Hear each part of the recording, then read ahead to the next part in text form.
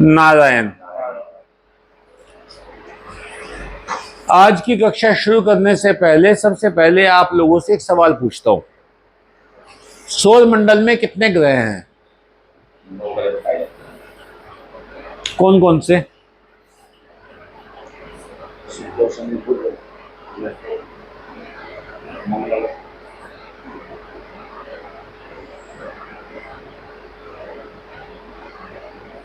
नौ में से सात तो 7 दिन है ही, 7 दिन सौर मंडल में सौर मंडल में नेपच्यून ग्रह। आप लोग सूर्य ग्रह नहीं है, सूर्य तारा है। सबसे पहले बुध, उसके बाद मंगल, बृहस्पति, पृथ्वी, बृहस्पति, शुक्र, शनि, यूरेनस, नेपच्यून और प्लूटो। 9 ग्रह हैं थे। हम लोग बचपन से यही पढ़ते आए हैं। प्लूटो कब बना था? अरबों खरबों साल पहले। आज तो नहीं बना प्लूटो। जब सारा सौरमंडल बना था तभी बना था, अरबों खरबों साल पहले। अब अचानक वैज्ञानिकों ने कह दिया प्लूटो शुद्ध ग्रह है, वो ग्रह की मापदंड में पूरा नहीं उतरता, इसलिए सौरमंडल में प्लूटो ग्रह नहीं है, शुद्ध ग्रह है। इसलिए सौरमंडल में सिर्फ 8 ही ग्रह हैं।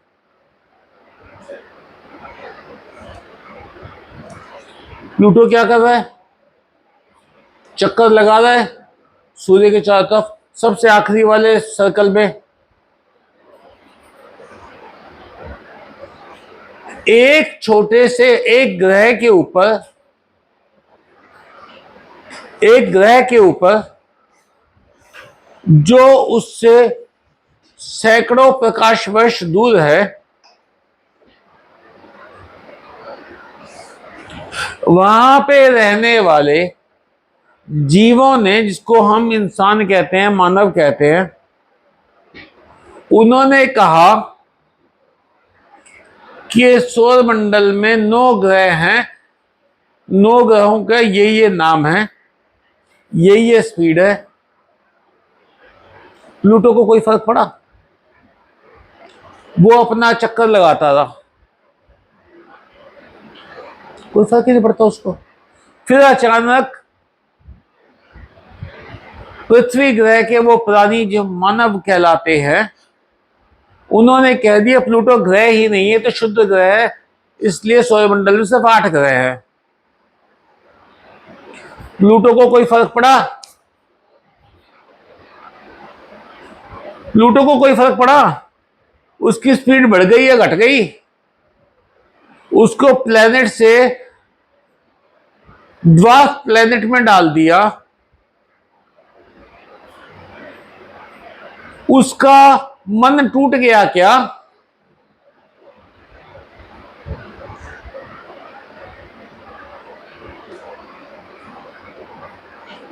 वो तो उसी स्पीड से घूम रहा है, तुम कुछ कहे जाओ, प्लूटो को क्या फर्क पड़ता है?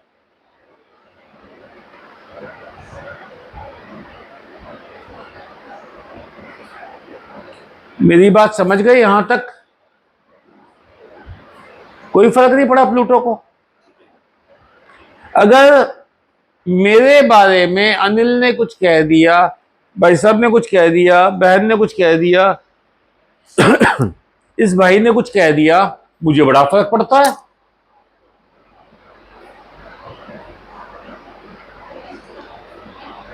मेरी स्पीड भी चेंज हो गई, मेरा तापमान भी चेंज हो गया, मन का तापमान चेंज हो गया, शरीर का तापमान चेंज हो गया।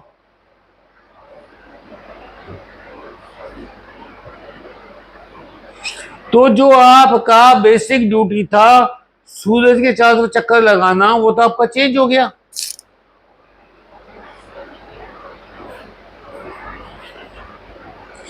हमें इतना फर्क क्यों पड़ता है?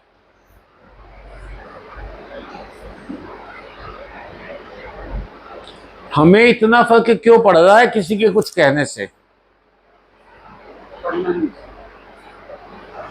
क्यों? क्योंकि हम उलझे हुए हैं उन बेकार की बातों में जो कभी किसी काम नहीं आनी। भावना को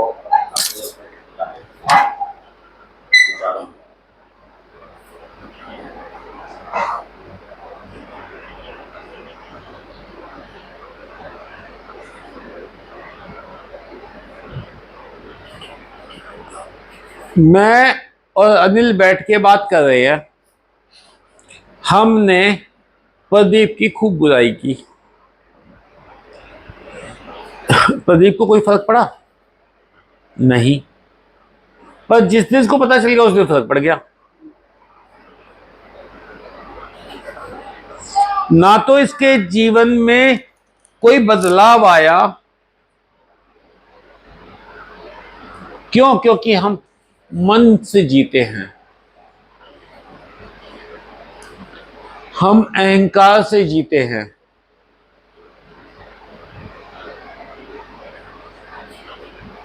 जो चित्त है ना, वो तो हम समझे ही नहीं, जानते ही नहीं।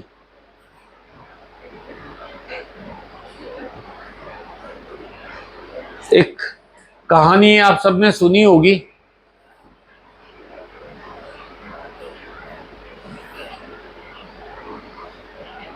एक आदमी सड़क पे जा रहा था, सामने से दूसरा आदमी आ रहा था, दोनों टकरा गए। तो एक ने कहा भाई साहब सॉरी, दूसरा लगा चिल्लाने, तू अंधा है क्या, ये है वो है, ऐसे वैसे। वो सॉरी सॉरी बोलता था, पर वो चिल्लाता था।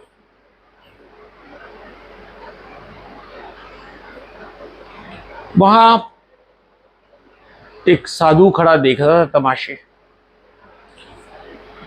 जो चुपचाप साक्षी भाव से ऑब्जर्व करता है,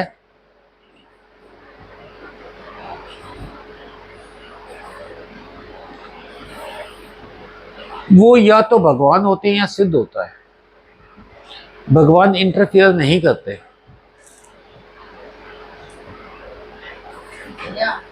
दो का झगड़ा हो रहा है और हम देखते रहे, तो फिर उस वक्त हमारा क्या कर्तव्य है?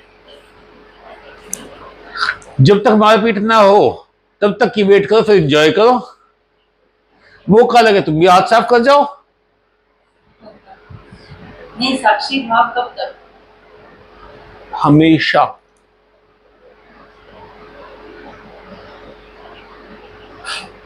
हमेशा। जब आप सीन में उतर जाओगे तो आप इन्वॉल्व हो गए, साक्षी भाव खत्म हो गया।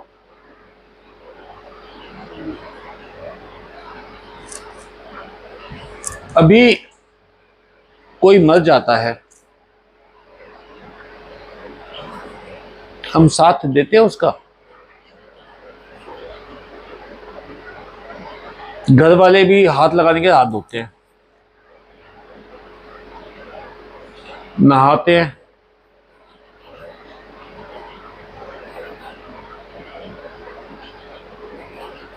तो वो साधु जो खड़ा हुआ देख रहा था वो हंस पड़ा। तो उस जो व्यक्ति का क्रोध था वो सारा का सारा साधु की तरफ डाइवर्ट हो गया। होना ही था। वो तू क्यों हंस रहा है? कहते बेटा मैं ये देख के हंस पड़ा कि तेरे भीतर कितना क्रोध है।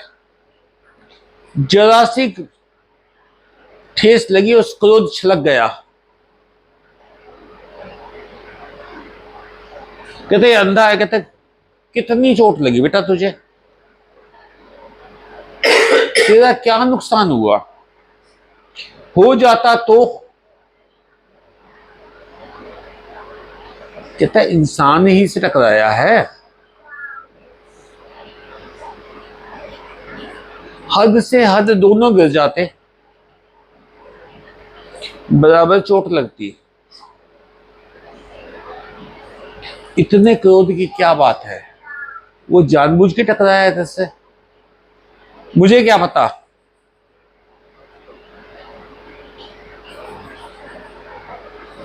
और तू जानता है इसको?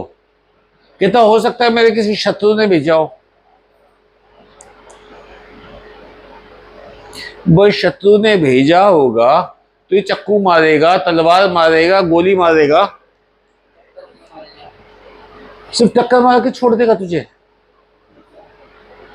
तो हम लोगों में से छलकता वही है जो हमारे भीतर भरा हुआ है।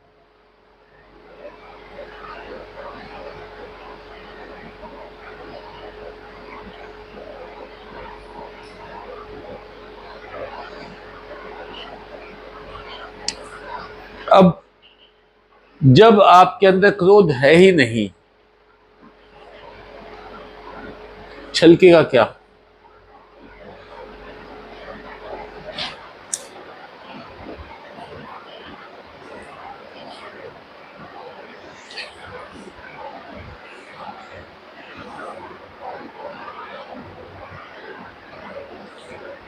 एक दोहा है, ओरन को शीतल करे आपू शीतल होए। ऐसी वाणी बोली है।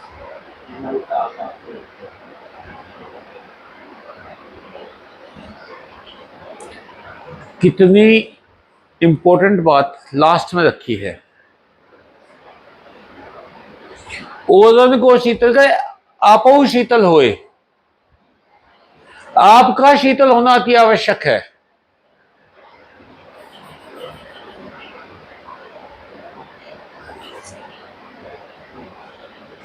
आपको फर्क नहीं पड़ना चाहिए, कोई बोलता है बोलता रहे, एक एक पल का हिसाब लिखा जा रहा है, एक एक कर्म लिखा जा रहा है।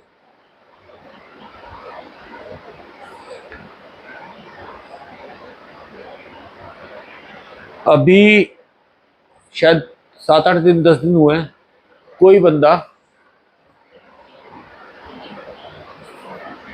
मुख्यमंत्री को गालियां दे रहा था, मोदी को गालियां दे रहा था, अडानी अंबानी को गालियां दे रहा था। मैंने कहा भाई क्या काम करते हो आप? कहता आपको पता नहीं है। नहीं मुझे बता दो एक बार। कहता मेरा ये बिजनेस है। कैसा चल रहा है काम धंधा? मोदी ने सब डूब दिया, ये वो ऐसे वैसे। ठीक है, मोदी वो तो ऐसे काट रहा है, नायब से वो तो ऐसे काट रहा है, अडानी अंबानी वो तो ऐसे काट रहे हैं। एक बात सोच के देखो, उन्होंने पिछले जन्म में कितने पुण्य कर्म किए थे जो वो यहां पहुंच गए।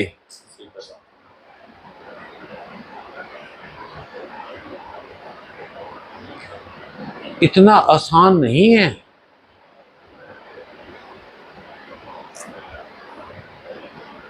दो भाई मां जाए, सगे भाई आधी आधी प्रॉपर्टी लेके अलग हुए।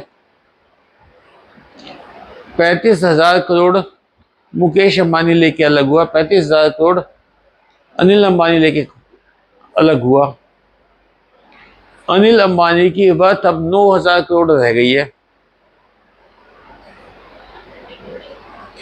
और इसकी 25 लाख करोड़ हो चुकी है।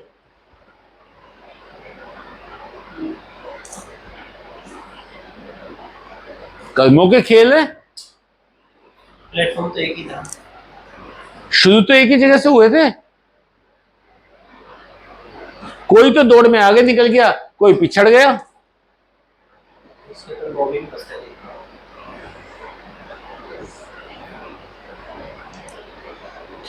कर्म सोचो,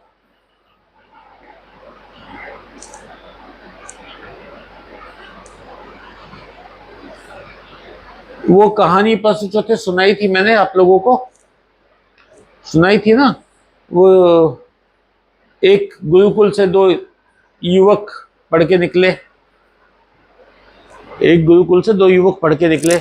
एक तो बहुत अमीर घर का था, एक बेहद गरीब घर का था। जो अमीर घर वाला था वो तो याशियों में रहता था,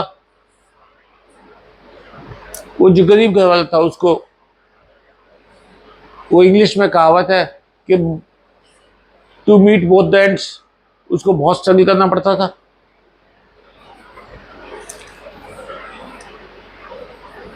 अच्छा, गुरुजी भी, कोई भी गुरु है बेचारा, वो क्या करेगा, जो अमीर आदमी है उसकी तरफ थोड़ा ज्यादा प्यार होता है गुरुजी का, बहुत ज्यादा प्यार होता है। गरीब शिष्य की तरफ थोड़ा सा कम प्यार होता है। ये कलयुग की बात नहीं है। अगर राजा के बेटे को सर्वश्रेष्ठ धनुर्धर बनाना है तो द्वापर युग में एक वनवासी के बेटे का अंगूठा कटवा दिया गया था, ये नई बात नहीं है।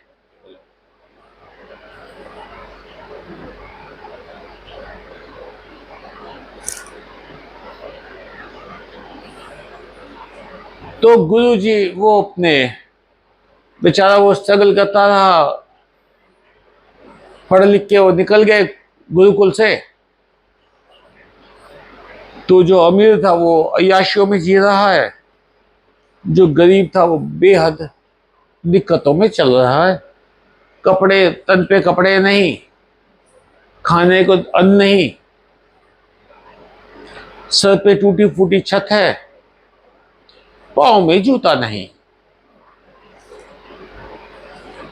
वो एक दिन जा रहा था, खजूर का कांटा उसके पाँव में लग गया।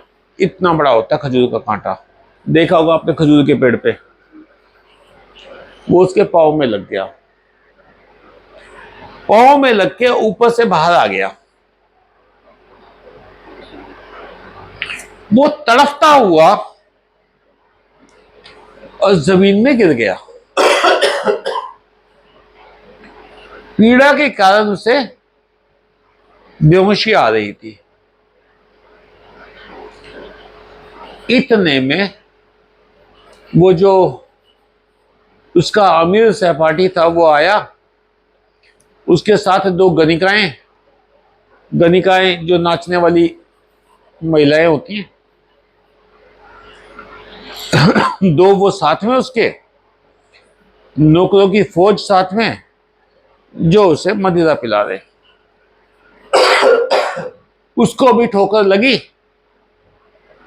उसने देखा नीचे सोने के सिक्के की थैलियां पड़ी हैं। उसने उठाई, दोस्त का हाल देखा, कहता ये देख क्या पाया तूने भगवान की इतना जप तप करने के बाद, और मुझे देख, तुझे कांटा लगा, मुझे धन मिला। अब उसे अपनी भक्ति पे, भगवान के अस्तित्व पे शक हो गया। होना ही था। आप, हम, कोई भी हो, हमें हो जाएगा शक कि उस पापी के पास तो इतना फल रहा है और मैं इतना स्ट्रगल कर रहा हूं। ये तो लगभग 20-25% लोगों के डायलॉग होते ही हैं कि वो फिर भी देखो गलत काम करते हैं। 20-25 नहीं, 90% के। अच्छा, तो खैर, हम कथा में आगे बढ़ते हैं। वहां पे एक पुण्यात्मा आए, उन्होंने देखी उसकी हालत, उठा के उसे गोद में उठाया और पेड़ों के नीचे चबूतरे से बने होते हैं, पहले तो बहुत होते थे, क्योंकि लोगों के बैठने के बेंच वेंच तो होते थे, उसी के नीचे बैठते थे लोग। तो वो वहां पे उसको ले गया, बोले बेटा 1 मिनट रुक जा, मैं निकाल दूं कांटा। उसने अपने झोले में से दवाई निकाली, लगाई और कांटा खींच दिया। उसे एक बार फिर बहुत भीषण पीड़ा हुई, वो रो पड़ा।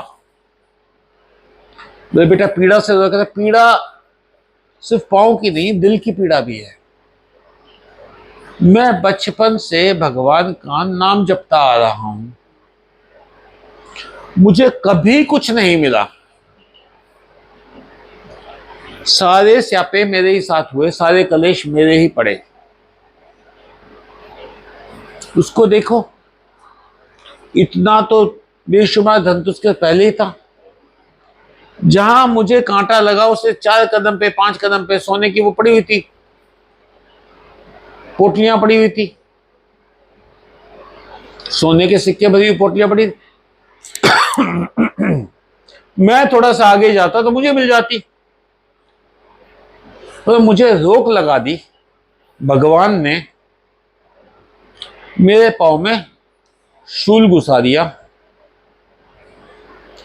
वो जो पुण्य आत्मा थे वो हंसने लगे, कहते बेटा बस इतनी सी बात में भगवान से विश्वास उठ गया? कहते हाँ बिल्कुल विश्वास उठ गया।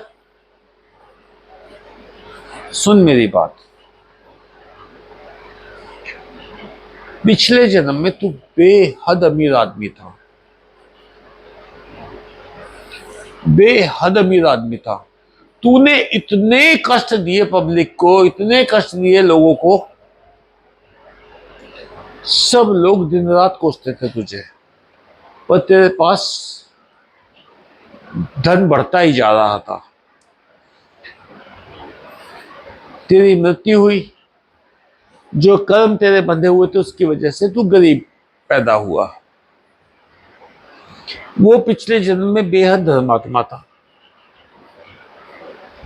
उसे इस जन्म में खूब धनी घर में पैदा होने का अवसर मिला। आज के दिन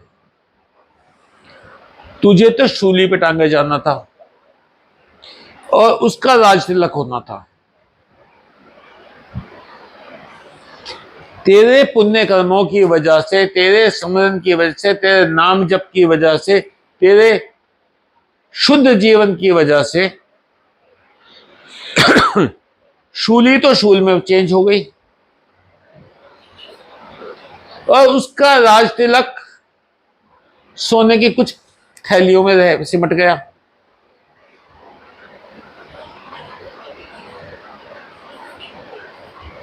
कहते ऐसा है कि बिल्कुल ऐसा है। तो आप लोग किसी से जलने की बजाय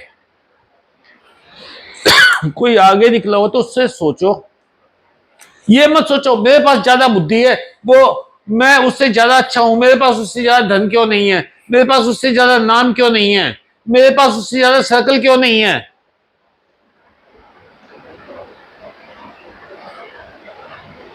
आप ये सोचो सामने वाले ने कितने ज्यादा पुण्य कर्म किए होंगे जो आज वो स्टेज पे है। ईर्ष्या निकल गई अंदर से, निकल गई। पहले भी काफी इस बारे में खराबी।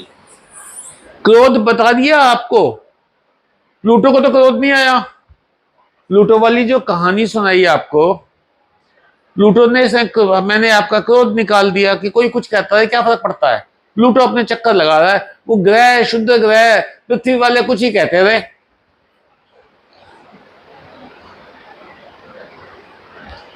भाई साहब एक जीवन में आपके लिए मेरे लिए 100 वर्ष का जीवन कहा गया है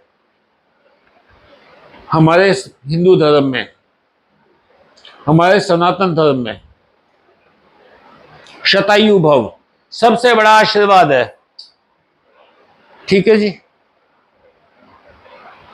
आपको पता है एक सिंपल रॉकेट लेके आप चल दोगे तो इस जन्म में प्लूटो नहीं पहुंच सकते। नहीं पहुंच सकते, नहीं, 100 साल में प्लूटो नहीं पहुंच सकते। 100 जीवन में ही पहुंच सकते। ठीक है जी ना, 100 जी अगला जीवन तो देखा किसने है जी, कुत्ता बनेगा कि भेड़ बनेगा।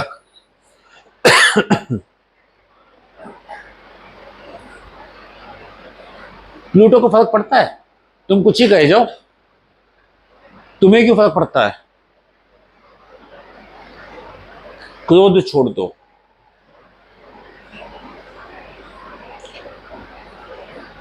मैंने आज 2 विकारों की बात की,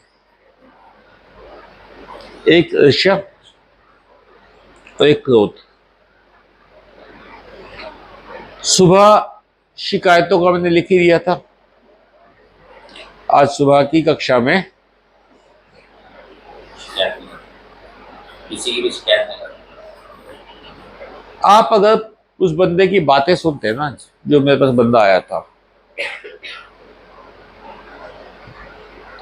मतलब देखिए भगवान की असीम कृपा है कि मैं इन्वॉल्व होना काफी कम हो गया हूं।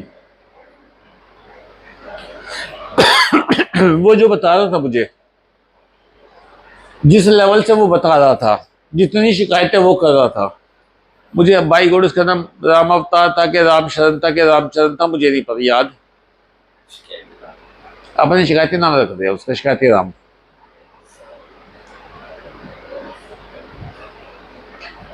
किसकी शिकायतें, किसकी शिकायतें, मुझे क्या फर्क पड़ता है?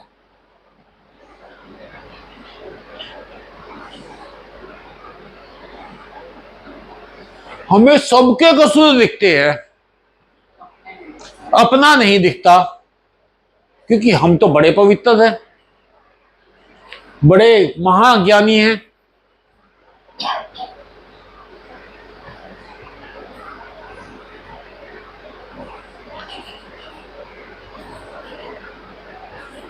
बदल जाओ, समय बहुत थोड़ा बचा है। बार बार कहता हूं, समय बहुत थोड़ा बचा है। मेरे हर एक लेक्चर में ये बात एक बार आती है कि समय बहुत थोड़ा बचा है, बदल जाओ।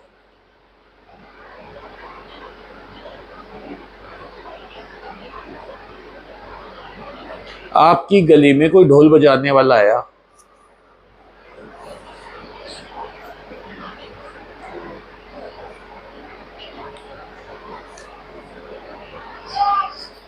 अब वो ढोल बजा रहा है, आपके सिर में दर्द है,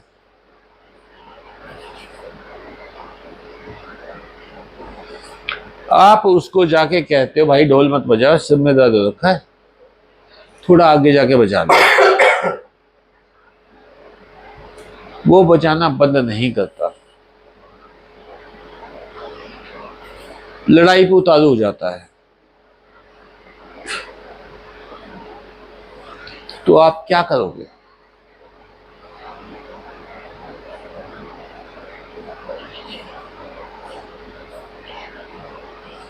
कुछ नहीं जी, अपने आप को कंट्रोल करना है। तो इसका काम है, बजाने तो बजाएगा। नॉर्मल होंगे तो उनसे झगड़ा करेंगे, नहीं आपकी ना ना ना, अपने कान में रूट डाल लो, अपने आराम से बैठो।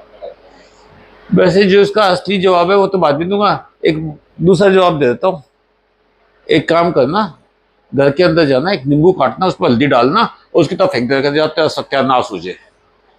वो वहां गली में भी पा जाए तो दोबारा बता देना, दोबारा उस गली में भी आ जाए तो बोले यार इतना ही क्या ठूना कर दिया मेरे ऊपर।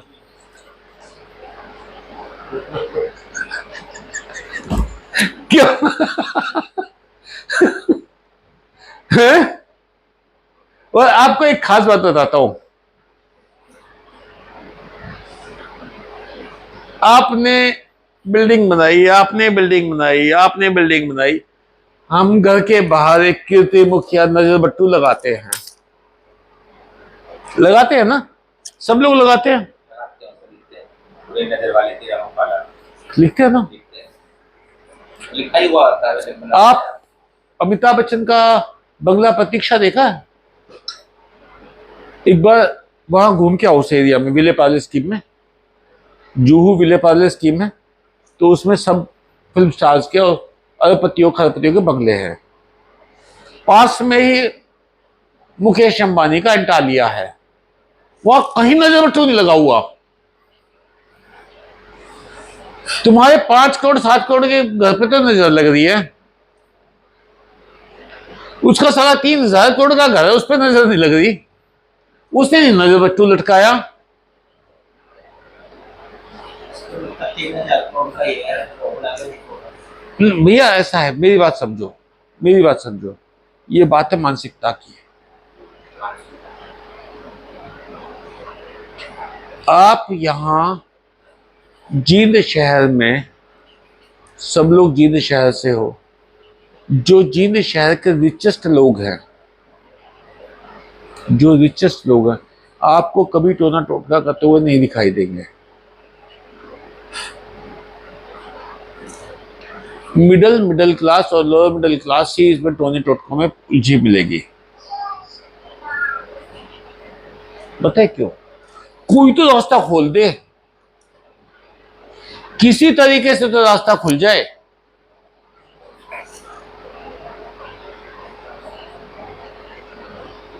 तो वो जो ढोल बजाने वाला वो होगा तो लोअर मिडिल क्लास का या लोअर क्लास का, वो देखते भाग जाएगा और पता नहीं कितने सारे उनके पास जाएगा, बाबू के पास और उनके पास।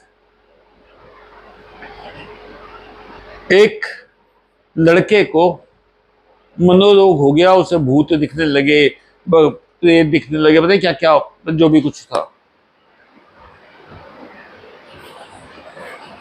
10-12 हजार उसकी तनख्वाह है, 10-12 हजार उसके पेरेंट्स की तनख्वाह है, 20-22 हजार में सारा घर चलाना होता है। 4 जने घर में हैं। अब वो स्तुति कहती रह गई कि इसको मनोरोग है, इसका इलाज होना चाहिए। बट उसने क्या किया, वो बाबाओं के चक्कर में, ओझाओं के चक्कर में, मौलवियों के चक्कर में घूमते रहे। दे स्पेंट 3 लाख रुपए, 3 लाख रुपए।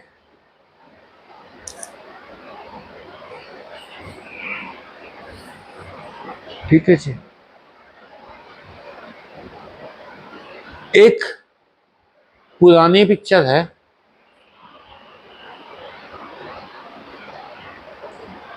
उसमें भूत प्रेत का कोई सिस्टम है, भूत प्रेत की कोई कहानी है। तो उसमें जो ओझा आता है वो काफी पढ़ा लिखा होता है। तो वो जब ओझा भूत वूत निकालता है, उसका जो भूत बाधा दूर करता है, वो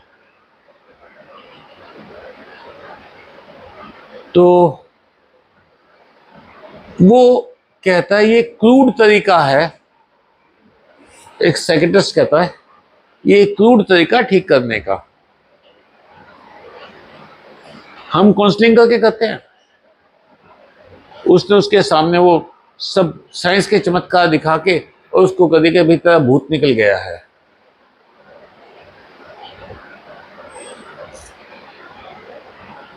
तो ये जो उलझे हुए हैं ना इस चक्कर में, भूत प्रेत टोना टोटका, मेरी बात समझ जाओ, वेदों में कहीं भी श्राप का जिक्र नहीं है, वरना नहीं है। कमजोर मानसिकता की श्राप और वरदान कुछ नहीं है, सब आपके कर्मों के लेखे हैं। जब भाग्योदय हो जाए तो समझ लेना पुण्य कर्म उदय हो गए, जब तकलीफ आए तो समझ लेना पाप कर्म उदय हो रखे हैं।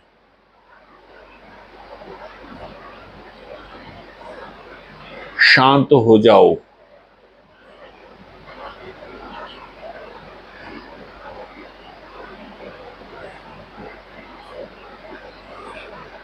अब वो ढोल वाले को रोकने का तरीका बताओ मुझे।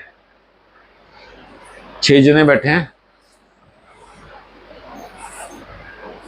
ये मुझे सबसे यूनिक आइडिया तो आपने अपने हैं। नींबू वाला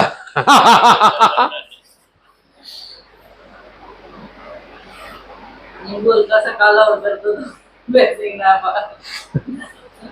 ठीक है। सही तरीका क्या होगा? एक बार बोल दिया अपना वो मान जाए, ठीक है, नहीं तो अपना शांत रखो अपने आप को। गलत। तो कुछ पैसे दे देते तो अगली गली में बचा लेना है। सच्ची दिल पे हाथ रखेगा, तू पैसे दे देगा उसको? तू मारेगा लैपटॉप। कोई ज्यादा तकलीफ हो रखी है अभी, चला जाए यहाँ से। व्यक्ति मारने का मौका जो होता है ना, जब सामने वाला अकेला है या दो है और 5-4 जने इकट्ठे हो रहे हो ना, फिर बातें मतलब फिर तो कोई उनको कुछ कर देता है, मतलब इसलिए कैसे मानता नहीं। अकेला तो बंदा आगे मुझे चलने वाला भाई मानते हैं, कोई बात नहीं है, कोई बात नहीं, निकल जाए। यही तो अपना डर है कि चलने का। ये कई बार ऐसे भी होता है कि जैसे एग्जामिनेशन के दिन बच्चे पढ़ रहे हैं रात को, बराबर में ही जागरण चला रखा जोर जोर से, रात को 12 बजे के बाद वैसे ही बंद कर देते हैं, लेकिन वो तो 2 बजे भी चल रहा है, 3 बजे भी चल रहा है। ऐसा है भैया, देखो सुनो मेरी बात सुनो। कुछ कह नहीं सकते। हमारी संस्कृति क्या कहती है? भोजन भजन एकांत में। पर ना तो भोजन एकांत में होता, ना भजन एकांत में होता।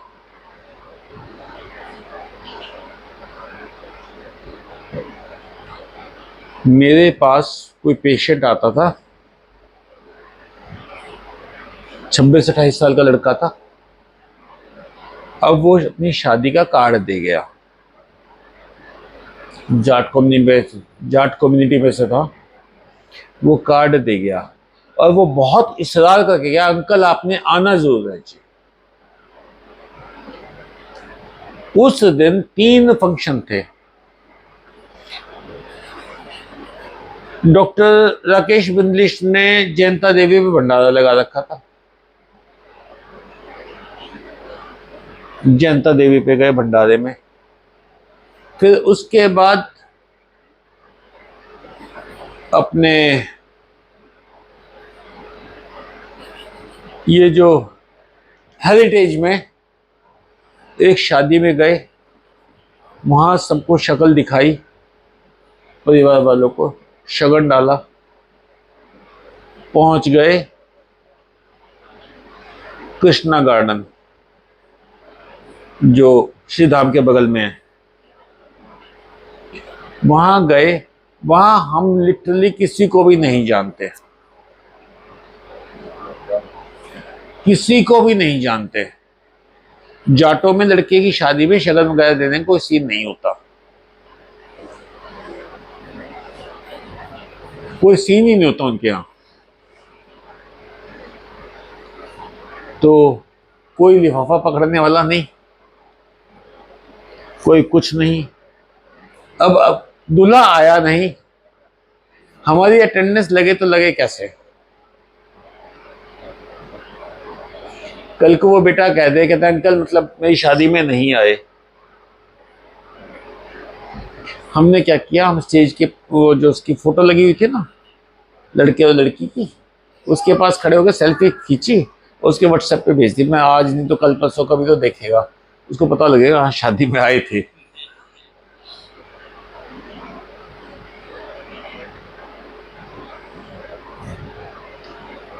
ऐसा है, आपके आने ना आने से मैं आया तो उसकी शादी कोई बहुत शानदार नहीं हो गई, मैं नहीं जाता तो उसकी शादी नहीं रुकने वाली थी। आप भी ऐसे ही हो सब, आपके जाने से कोई काम नहीं रुकेगा, आपके होने से कोई काम नहीं बन रहा। अपने आप को इतनी इंपॉर्टेंस देनी छोड़ दो।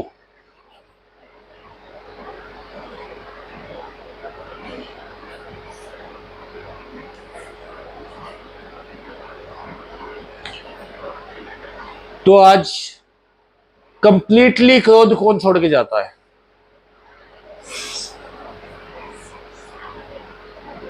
कोशिश ही करती है कि ऐसे तो कह रहे हैं। नहीं ऐसे मोमेंट वैसे तो गुरुजी रहता दिमाग में, लेकिन कई बार छोटा छोटा ऐसा कई बार मोमेंट आता, लेकिन आप- मैंने डसने से मना किया, फुफकारने से मना नहीं किया। नहीं फुफारा तो करना मैंने डसने से मना किया, फुफकारने से मना नहीं किया।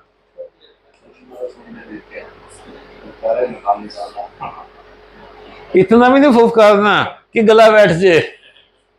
चलो आज की कक्षा यही समाप्त। नारायण, खुश रहिए।